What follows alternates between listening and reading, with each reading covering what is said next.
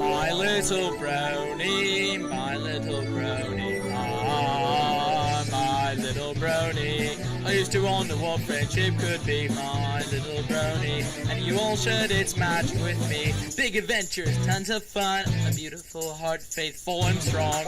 Sharing kindness, it's an easy feat, and magic makes it all complete. Yeah, my little brony. Taking notes, all my very best friends. Greetings, comrades. This is 88 Gelu here with another MLP discussion. This time, just to keep away from the reviews for a little bit, just because that takes an exceptionally large amount of time, which I do not currently have at my disposal.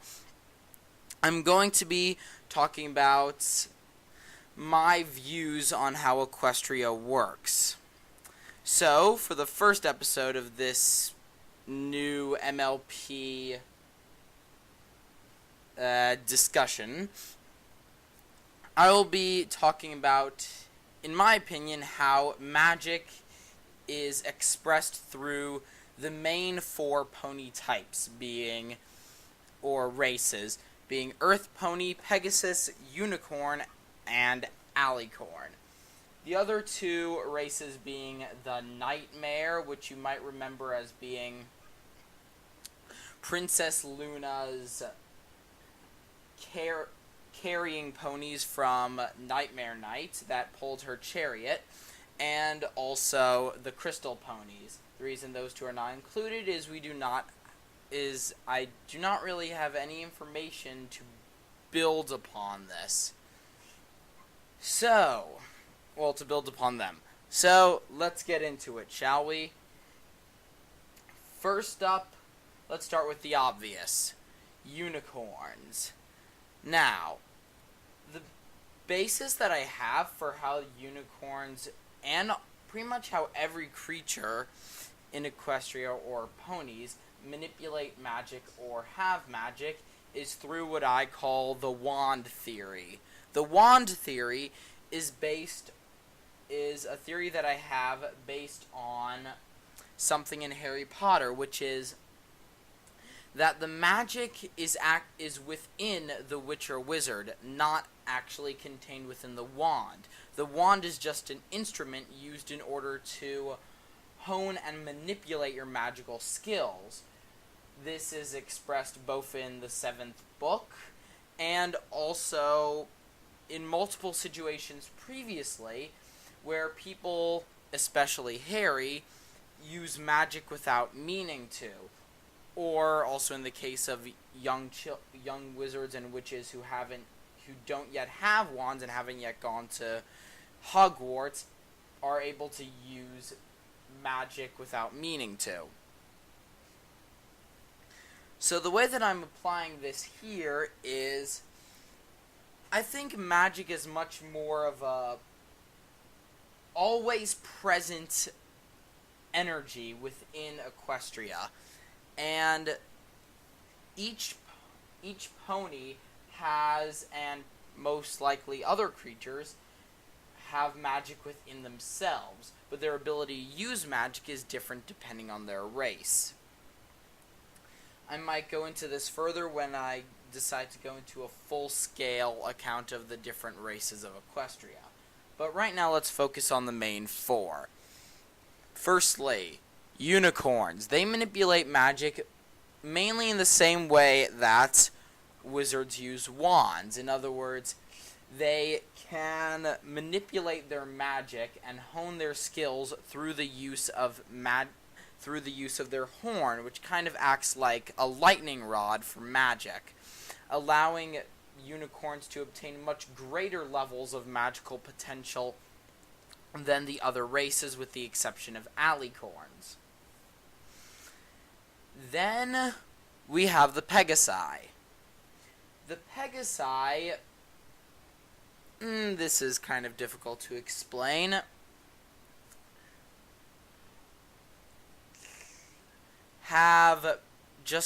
They are able to use the magic that is in their surroundings. They they have their own source of magic within their bodies, but they are also able to manipulate to some extent the magic around them. Hence their ability to control the weather just by, say, kicking a cloud. They can make lightning come out of it or make it rain. Then there's also, of course, the sonic rain boom, but most people could also consider that some type of science based on speed, etc., etc., etc. As for the fact of how they can walk on clouds, well, in Equestria, pretty much any winged creature can walk on clouds, so maybe it's just that wings can also act somewhat like conductors for magic, and those creatures that have wings are also enabled become pretty much weightless to the extent where they can walk on clouds because they are magically connected with their wings, which probably have hollow bones in order to allow them to fly, much like birds. But I don't think that it would be reasonable to say that all the bones in winged creatures are hollow, because manticores, griffins, pegasi, they can all pack a pretty strong punch, and they don't break too easily, with the exception of Rainbow Dash, who just gets herself into these situations. And then we have earth ponies, probably the most confusing out of all of them. For what magical power do the earth ponies have? Well, that's demonstrated by specific earth ponies. For example, Pinkie Pie. Now, I think it's a bit too much of a stretch to say that her unexplainable powers are mainly just a development of magic. But it might be, to a certain extent. And then also there's just the fact that she's not really understandable. But also, take for example how dexterous earth ponies are. You could say that it's just a lot of practice, but just thinking about it physically, just from the outward appearance of how their mouths and their hooves, they shouldn't even be able to use them in the ways that they do. In other words, instead of their magical powers being more visible, they're more expressed through enhancing their physical traits. I mean, any pony through a lot of practice could become really fast or really strong, but I think it has a bit more of magic in depth into it in order to create this seemingly unrecognizable skill. For example, most Pegasi can use their wings as if they were appendages, as if they were hands. And unicorns pretty much just use levitation to do whatever they need to get done. However, earth ponies can, say, write with a pencil in their mouths. Yeah. Doesn't make much sense, does it? So, moving on. I'm trying to see if I could think of any more examples of how earth ponies could be more magically able, but currently it's not coming to mind. Now, for the final race, we have the alicorns. The alicorns, quite simply, are meant to be a combination of all three. As far as we know, they don't have really the magical traits of the earth ponies, but they definitely have the physical traits. Just look at them. They're the size of horses. We might get occasional creatures that don't make sense, like Fleur, but I think we can assume that since Fleur is the only unicorn that actually looks or has the same body type as an alicorn, that maybe she has some sort of bloodline connected to alicorns. And the only other ponies that are larger than the average size ponies, apart from alicorns, are the more draft horse-like creatures, well, I say creatures, I mean ponies, like Big Macintosh and Creme Brulee, who's pretty much just a retextured Big Macintosh. Also, for those thin, skinny legs on the alicorns to be able to support that massive weight, there's got to be some magic behind that. Just saying. Now, also considering that they have the traits of all three ponies, or really a combination of all three, that could also explain why their magic is so much greater than other ponies.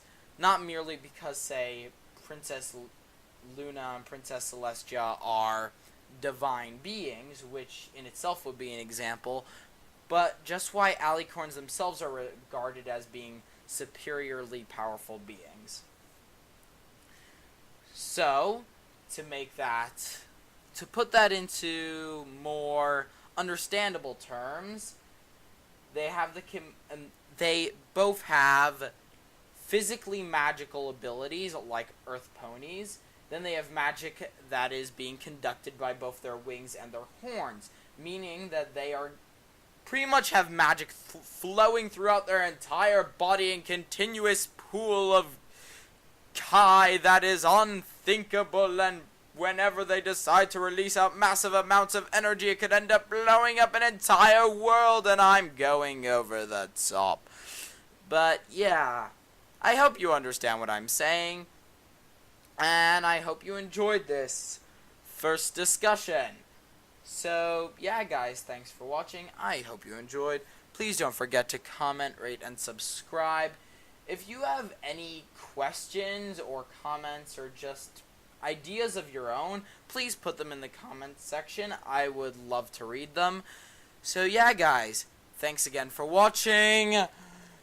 Goodbye. Guys, thanks again for watching. I hope you enjoyed. Goodbye.